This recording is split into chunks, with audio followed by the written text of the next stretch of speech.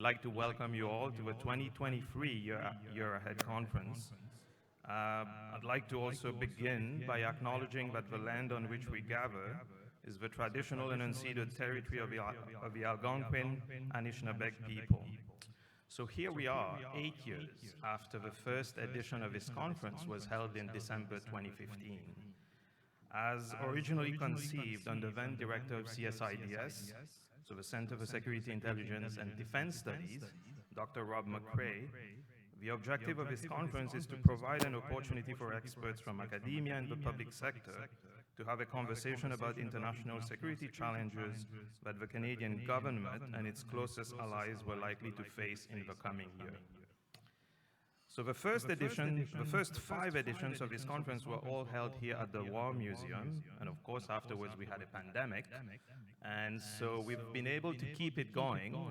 The last 2 editions were held online and then as a hybrid event last year because of a pandemic, obviously, and this year again we're doing it in a hybrid format, so I want to say hi to everyone who's watching online, and of course again to welcome all of you who are here in person. Of course, delighted that we're now back in this beautiful venue, which is the War Museum. And so let me take a few minutes to thank the Department of National Defense Mines Program for its generous financial support, the Social Sciences and Humanities Research Council, Women of Color Advancing Peace, Security and Conflict Transformation Group, at Carleton University, the Office of a Dean of the Faculty of Public Affairs and the Office of a Vice President, Research and International. We would not be able to do this without their support. I also want to thank my colleague, Steve Seidman. Professor Seidman is the Patterson Chair, and his leadership, I think, is why we're here. He's been a strong advocate of CSIDS, and of course, Steve has his CDSN network, which is doing great work. So thank you, Steve, for continuing to lead on this conference. I want to thank also the admin staff at NPSIA. Anne Morneau is in attendance. She's taking pictures. Anne, I don't know where she is. Oh, there you are. For helping us. The team of MA and PhD students who are helping with this conference. I don't have all of their names, but I want to thank them. Melissa Jennings and Sherry Laplante, who work with Steve as part of the CDSN and CSIDS groups.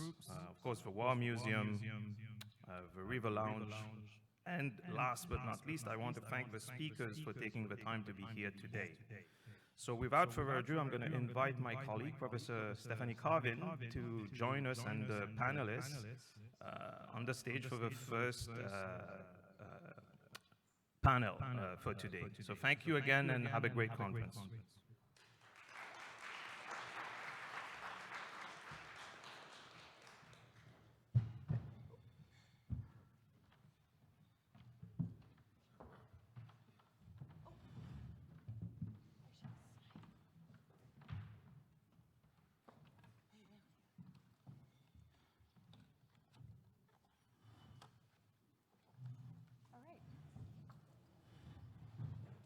Hi everyone, thanks Teddy for that, and thanks Steve for organizing this, and everyone in CDSN as well.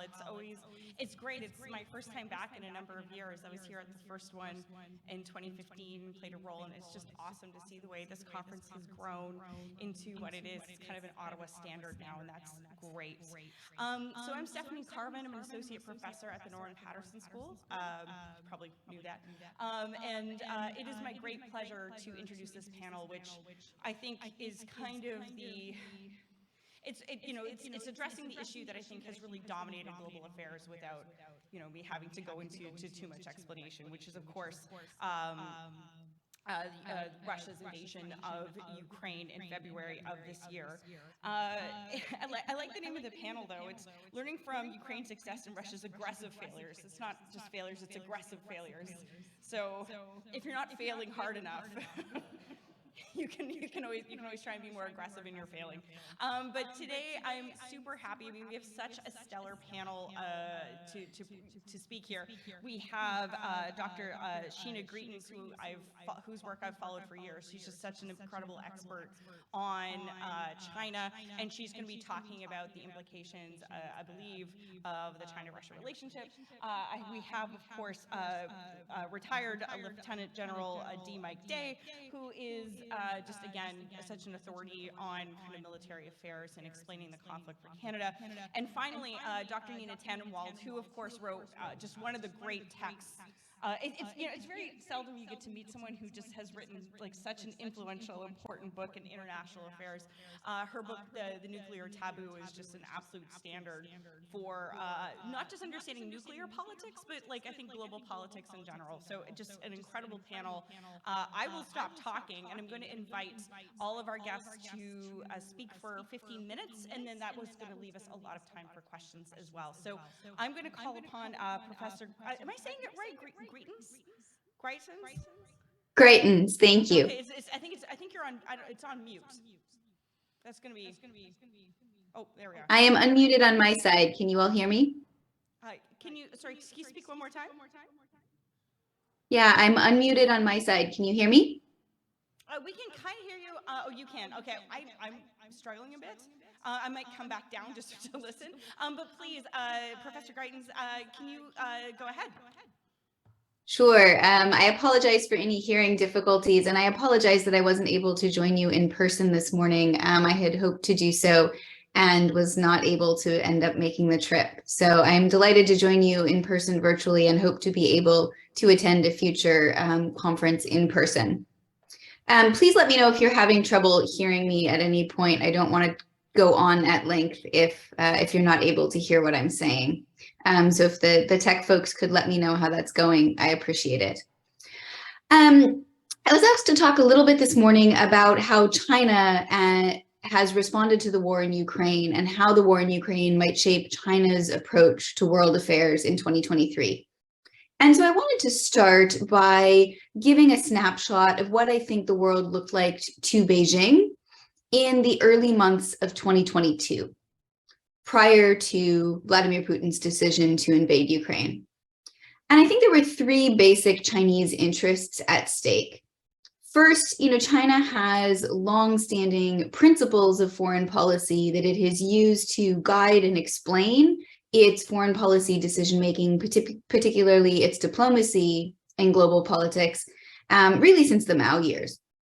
And those are long-standing principles like China's desire to uphold sovereignty, territorial integrity, non-interference in the domestic affairs of other states.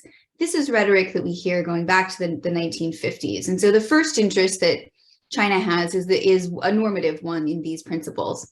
But that collided pretty squarely in the first quarter of 2022 with two other interests. One, its partnership with Russia,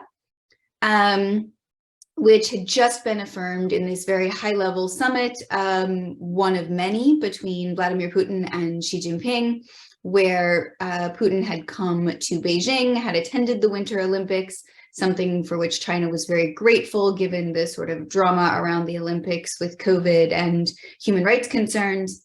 And so they had just signed and reaffirmed this very high-level partnership that the Chinese leader had put his personal stamp on in a very public way.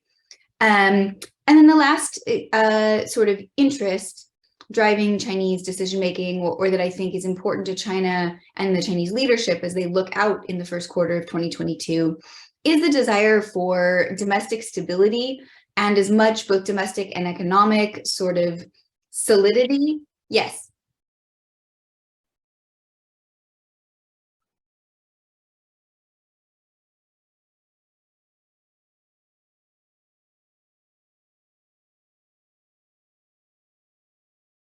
Yes, if you'd like, also I can take a break and maybe give them a chance to work on the tech, and I can go after the other two. Okay, great. I'm so sorry, y'all. I really apologize that you're having to do the heavy lifting of the hybrid format at all. Sorry, so the third interest that I think was really shaping Beijing's calculations in the early months of 2022 was a desire for domestic stability and as much economic sort of solidity as possible, going into a politically very important year for the CCP, with the 20th Party Congress and Xi Jinping set to assume a norm-breaking third term. And so China is sort of looking at the world, wanting some stability, and essentially gets a sort of anything but when Vladimir Putin makes the decision to invade Ukraine in late February. So what does China do faced with this circumstance? I think it essentially juggles and makes slightly different decisions across 4 different domains. And in each of these, the cost-benefit calculation for China is somewhat different. And those 4 domains are the sort of informational space, sort of more standard bilateral and multilateral diplomacy, China's economic policy, which is a mix of government decision-making, but also the decision-making of various corporate and financial actors that have varying connections to the party state. So some quite politically connected, some more market responsive. So economic policy is a bit of a grab bag for a sort of aggregated set of decisions by a wider range of actors than the information and the diplomatic decision-making are. And then there's the military realm. And so what we see, I think, is that the support for Russia is pretty full-throated in the information space. Rhetorically, the Chinese Foreign Ministry and Chinese spokespeople, whether that's on social media or at the UN or in other fora, are pretty full-throated in their support for Russia and their sort of assigning of blame to NATO and the United States for the instigation of the conflict, for provoking Russia through, not taking NATO expansion off the table, et cetera, et cetera. And that goes up to and including, in some cases, really doing some heavy lifting to amplify Russian disinformation claims, for example, about biowarfare labs, but some other disinformation campaigns as well. In the diplomatic realm, China is similarly pretty supportive, maybe not quite as supportive as it is in its informational campaigns, but essentially either abstains or votes for and with Russia in most international fora in the first 6 to 8 months of the war, certainly. It is, interestingly enough, maybe a little bit more likely to actively vote with Russia in some lower profile fora and a bit more likely to abstain in high profile votes like the UN General Assembly or the UN Security Council. There's a good table of the dozen or so votes that China has taken, and there's a bit of mixing and matching there. But essentially, I think the best way to interpret the pattern of diplomatic behavior, both bilaterally and in multilateral institutions, is that China is very supportive of Russia, but also most supportive in the fora in which there is a sort of minimal cost. So I think we see a mix of support for Russia, but also some free riding. So when China abstains, it's essentially free riding on a Russian veto in the Security Council and things like that. And so what we're seeing there, I think, is a desire to support Russia, but not in any way that is going to really impact China's interests and China's bottom line in a negative way. Similarly, I think then in the economic realm, you see actors behaving in essentially just self-interested ways. So there's a real effort to comply with sanctions. The United States government's position is that there have been some sanctions violations, but that there has not been systematic sanctions evasion on the part of the party state. And again, I think this gets back to the desire for economic stability and an attempt to maintain a certain level of economic performance at a time when the Chinese economy has been really hard hit by Beijing's own policy decisions, for example, the crackdown on the tech sector, and especially its zero COVID policy. And so we see a desire not to get cut off from some of its most important trading and economic relationships, in particular the US and Europe, And so there's this sort of attempt to comply with the sanctions, but also we do see individual companies moving to take advantage of market opportunities where the war provides that, and they think that the blowback or actual consequences will be minimal. And finally, then in the military realm, China's partnership with Russia prior to the outbreak of the conflict, prior to the Russian invasion, had been on an upward trajectory in terms of an increase in joint exercises and other forms of military cooperation. That higher level of cooperation has been sustained without China then taking another step forward and providing direct support to the Russian war effort. And so again, we see this effort to support Russia, but not in the specific ways that might trigger real costs for China itself. The question then is why China has adopted this sort of set of policies. So, pretty enthusiastic support, but in ways that try to minimize cost to China itself. It's not all that surprising. That's what most countries do in the international environment.